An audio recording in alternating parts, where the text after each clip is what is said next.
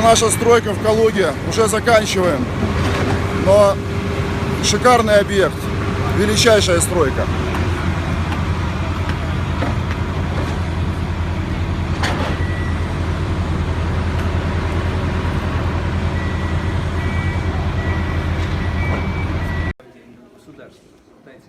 Денег нет, стройка наполовину завершена, даже меньше. Строительные компании не получили за свою работу, которую они здесь сделали.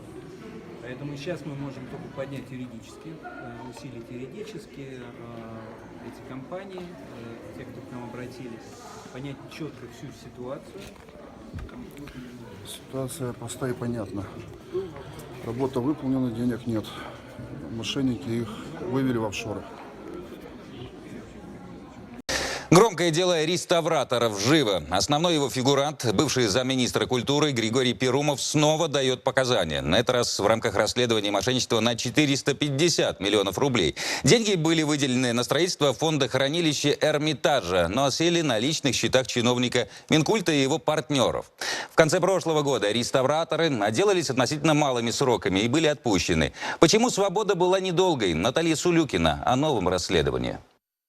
Заключение госконтракта без реального намерения его исполнить. Так в Следственном комитете сформулировали причины, по которым возбудили уголовное дело по статье «Мошенничество». Затянувшаяся Эрмитажная стройка привлекла внимание оперативников еще год назад. Теперь известны и главные фигуранты, и суммы, которые здесь замешаны. Подозреваемые в мошенничестве освоили не менее 450 миллионов рублей. И все это в рамках одного недостроенного объекта фонда хранилища Государственного Эрмитажа. Вряд ли этот забор стоит таких денег. Организаторов преступной схемы поименно назвали в Следственном комитете. Следователи совместно с сотрудниками ФСБ задержали бывшего заместителя министра культуры Российской Федерации Григория Перумова и фактического руководителя группы компании «Роспан» Никиту Колесникова.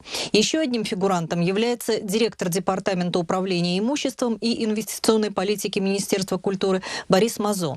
Все трое бывшие фигуранты громкого дела реставраторов, год назад вышедшие из СИЗО. Теперь Григория Перумова снова ведут на допрос. На очереди Никита Колесников. Сегодня ночью в его подмосковном доме прошел обыск. Особняк поспорит за звание частного музейного хранилища. Столько здесь золота и произведений искусства. Весной 2015 года Перумов, Колесников и Мазо уже каялись в присвоении государственных средств и охотно сотрудничали со следствием. Поэтому за крупные хищения при реставрации псковских и столичных монастырей получили скромные сроки, истекшие за время следствия. Скажите, это правда, что вы украли денежные государственные средства? Судя по материалам нового дела, схема мошенничества в Петербурге та же. Минкульт выделял компании-застройщику средства, часть из которых оседала на личных счетах подельников. Перумов и Мазо представляли федеральное ведомство. Колесников, как руководитель группы компании «Роспан», курировал строительный объект. Товарищ Рогов сказал просто, что деньги ушли на откаты в Минкульт, и деньги ушли на банковскую гарантию. Это было дословно, это было на совещаниях, это не скрывалось, это, скажем так, афишировалось даже, что вот, ребята, мы живем в таком реальном мире, что вот мы вынуждены давать откат. Так просто решались вопросы в компании «Мехстройтранс», работавшей под крылом Роспана. По плану застройщик должен был сдать фондохранилище в декабре 2018 года. Однако еще на ранних этапах у Эрмитажа с этой конторой возникли проблемы. Несмотря на аванс в 1 миллиард рублей на участке, вырос лишь временный забор, после чего Мехстройтранс обанкротился. Мы живем в условиях, когда кругом жулики. Кругом жулики, 50% во всех областях жулики, в частности в строительной области. И нужно всех этих жуликов заставлять работать до того, как они обанкротились. Пока следователи задержали двоих из криминального трио, Перумову и Колесникову уже предъявлены обвинения. На этот раз сделка со следствием, скорее всего, не пройдет. Фигурантам грозит до 5 лет колонии. Будет время заняться культурной самодеятельностью. Я не сплю и молюсь. Это мой секрет, я не сдаюсь. Наталья Сулюкина, Ирина Бархалова, Алексей Полторанин и Влад Матусов. Известия специально для 5 канала. Строительство второй очереди Музея космонавтики в Калуге остановили на неопределенный срок.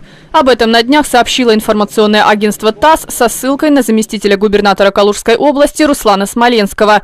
7 сентября ситуацию прокомментировал уже губернатор. Скорее всего, наверное, будут все-таки переторговывать этот объект, потому что иначе, может быть, еще большая неприятность. Лучше мы немножко попозже его введем в эксплуатацию, но введем, чем нежели потом будем судиться с ними и искать, куда они там подевали эти деньги.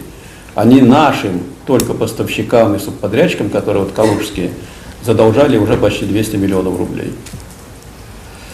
И когда теперь рассчитаются, не знаю, надо, вы сами понимаете, иногда начинаешь судиться, а у него там, кроме его ноутбука, ничего больше нету.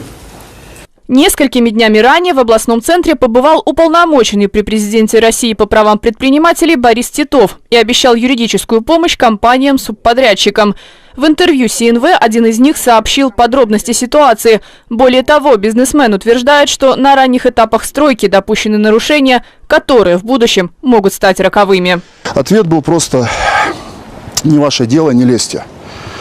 Конечно, такое не может уже, скажем так, даже нельзя быть равнодушным, потому что мы знаем, обрушилась казарма, погибли десантники. И здесь дети. Каждый раз я приезжал, все подписывать выполнение, куча детей. И это может привести к трагедии. Естественно, после этого я уже начал бить во все колокола. К этому мы еще вернемся. Сначала немного предыстории. Расследование хищения чиновниками Министерства культуры сотен миллионов рублей в рамках федеральной программы по реставрации исторических объектов, напрямую связанного с калужской стройкой, началось еще весной. Однако в самой Калуге вслух об этом заговорили только в сентябре. Напомню, под следствием находятся бывший замминистра культуры России Григорий Перумов и другие высокопоставленные чиновники, в том числе экс-глава Департамента управления имуществом и инвестиционной политики Минкульта Борис Мазо.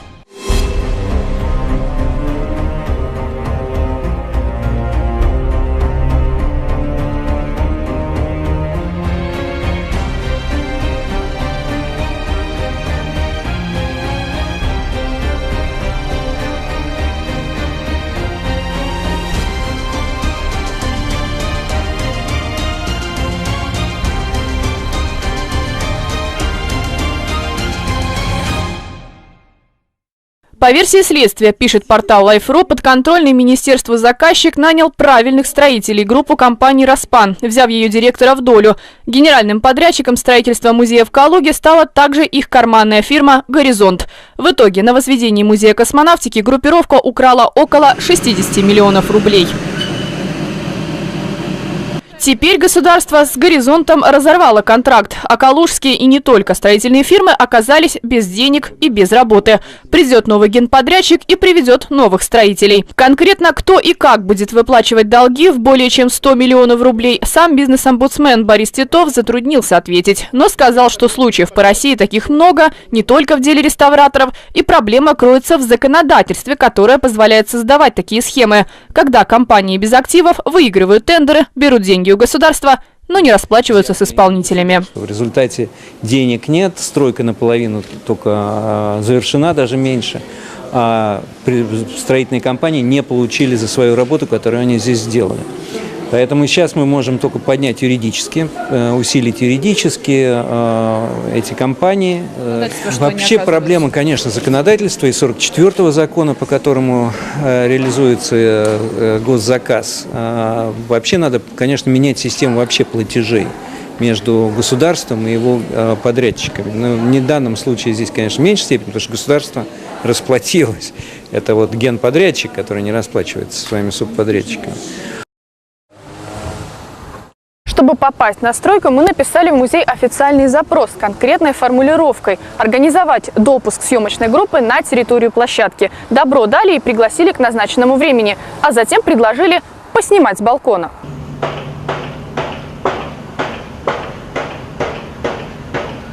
Итак, сроки завершения второй очереди музея сорваны. Устоит ли затем само здание?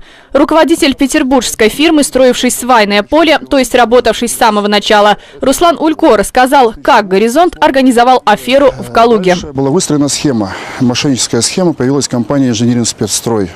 Терентьев Сергей Николаевич ее возглавляет, которая брала подрядчиков, работы выполнялись, формы КС-2, унифицированная бухгалтерская отчетность подписывались, а дальше расчет не происходил.